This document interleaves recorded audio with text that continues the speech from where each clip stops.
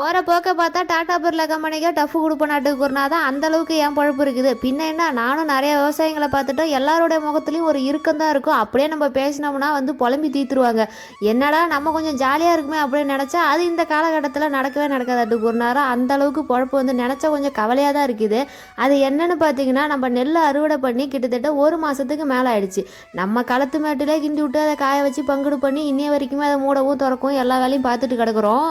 டிஎன்சியில் நெல் போகிறதுக்கு நிறையா ஃபார்மாலிட்டி இருக்குது. அங்கே கொண்டு நம்ம நெல்லை கொட்டி வச்சோம்னா நம்ம சிட்டா அடங்கலை எல்லாத்தையும் கொடுத்து பதிஞ்சு மணியாட்டெல்லாம் கையெழுத்து வாங்கி கொண்டு கொடுத்தா தான் அந்த ஃபார்மாலிட்டி படி சீனியாரிட்டி பிரகாரம் நம்ம நெல்லை போடுவாங்க. அங்கே கொண்டு வச்சு ஒரு மாதம் நம்ம போயிட்டு காவை காத்துக்கிட்டு பார்த்துக்கிட்டு கிடக்க முடியாது அப்படின்னு நம்ம களத்து மேட்டிலே கொட்டி வச்சுட்டோம். அதுக்கப்புறம் நேற்று அந்த ஒரு ஃபங்க்ஷனுக்கு போகும்போது அங்கேருந்து ஒரு ஃபோன் வருது, நெல் போடுறதுக்கு இடம் இருக்குது, வந்து தார்ப்பெல்லாம் போட்டு வச்சுருக்கணும். அங்கேருந்து அறக்க பறக்க ஓடியாந்து கோமங்கலத்து டிஎன்சியில் அந்த களத்து மேட்டில் தார்ப்பெல்லாம் போட்டு வச்சுட்டு நேராக வீட்டுக்கு ஓடியாந்து சேர்ந்துட்டோம். இங்கே வந்தால் நெல் இல்லையா, அந்த வண்டிலாம் வந்துச்சுன்னா தார்ப்பெல்லாம் திறந்து ஊற்றுடும். அதை வந்து பங்குடா அள்ளி சிந்தாமல் சேராமல் எடுத்து விட்டுடும்.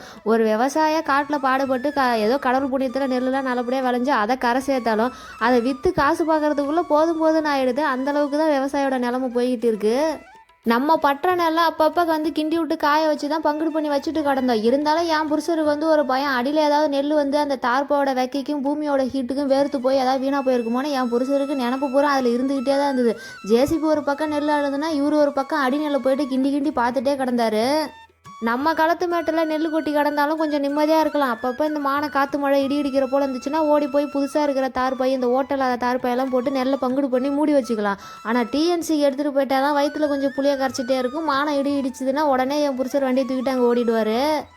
டிஎன்சியில் நம்ம நெல் போடுறதுக்காக 20 நாளைக்கு முன்னாடியே எல்லாமே பதிஞ்சாச்சு. இருந்தாலுமே நம்ம இப்போ நெல்லை கொண்டி கொட்டினோமா உடனே போடவே மாட்டாங்க, ஒரு 10 நாள் ஆகிடும்.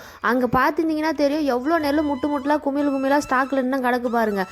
நம்ம வந்து நம்ம பொருளை பாதுகாப்பாக வச்சுக்கணும் அப்படிங்கிறதுக்காக இந்த கோடை காலத்து மழை எப்போ வேணாலும் வரும். அதனால் இந்த பெரிய பற்றப்பாயெல்லாம் எடுத்து கொண்டு போட்டு நெல்லை கொட்டி வச்சோம்னா மூடி வைக்கிறதுக்கு கொஞ்சம் சேஃப்டியாக இருக்கும்.